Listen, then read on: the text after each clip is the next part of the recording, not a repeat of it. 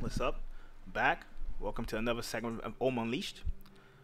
Some more characters I want to introduce to you. We call them the new Orishas. Basically, in the AUM Universe, when the superheroes take over and they become the new government, Africa is almost untouched in the sense that the superheroes of Africa do a little bit differently. In the other continents in the AUM Universe, the superheroes and the villains still serve a much darker force. So it's done when they take over. The general population don't realize they serve a darker force, but they do. And so then the seedlings and reformers in the other continents fight to break, their control over the other continents. In Africa, it's a little different. The superheroes themselves don't take over Africa. The seedlings take over Africa. The seedlings are people who are naturally gifted individuals who, through studying the occult work, are able to unleash certain gifts that's directly connected to their super consciousness. In Africa, the most powerful ones band together and call themselves the new Orishas, kind of paying homage back to the old gods. And as the role of the new gods, they take on that name. And it's interesting because they represent, in a sense, one of the more powerful superhero teams in our universe. And it's interesting because they're made up of 6 different people. 5 superhero people and 1 engineer who's really the head, but he doesn't really have powers. He's a regular human. He's not even a reformer. He doesn't really want to do the work in that sense. He's more of a science guy, engineer, but he's a very good strategist. And the other 5 characters are extremely powerful, and 4 of them, for the most part, are content with staying in Africa. The main person who's kind of like the main, she's the leader's wife. So when they go through battle, she's the leader. Really, the leader doesn't, he doesn't have power, so he doesn't get involved. She's interesting because she's also a member of another superhero team in our universe as well, who's sort of like our version of the Justice League and Avengers. So she always finds she has this loyalty between both groups because both groups don't like each other. The other team is more content with the other team wants to free the earth of the superheroes and their overlords completely. While the Orishas are more like, hey man, we freed them from Africa.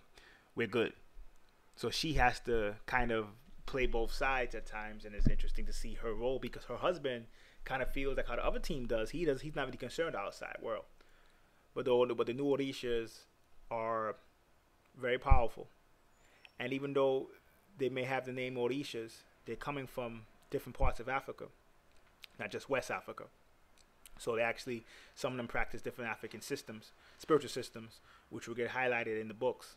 And I'm very happy to bring them out because when I bring them out, I don't bring them out as just, I'm going to create a character because there's no black folk.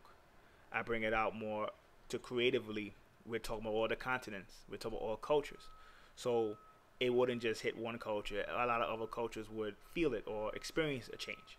So, and also, as a person who practices African spirituality, and what I'm trying to do is, basically, this is just spirituality. Basically, all this stuff is just spirituality.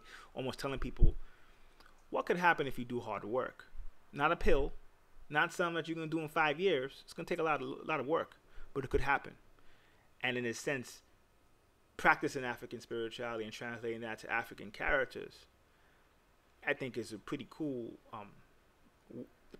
It's a pretty cool viewpoint, and it's not a reaction. I think sometimes when you see black characters, it's a reaction to racism or the institutional racism that exists, even in the comic world. I don't really think it's supposed to be like that. When the Orishas look at themselves, they look at themselves as equal to our counterparts who to their counterparts who are our version of the Justice League and Avengers, which I don't want to say their name yet because the other team is a major team too. But the new Orishas are interesting because I made a video about the Enforcer, right, of Sam Kenan, and he's kind of like a white racist who is saying is a good guy in a sense. So the Orishas are definitely nationalists, no question about it, right? And those two might sometimes, well, the Enforcer can't really fight, not even one Orisha, but he has his own team, and it's interesting to see both viewpoints where they're both good guys. So sometimes when we go through the world wars, which we're going to want to go through, they might occupy the same space, and they may have to put their stuff aside to fight a common enemy. And there's a lot of stuff being told on when I say that on many levels, but it's up to the reader to decode that. So know these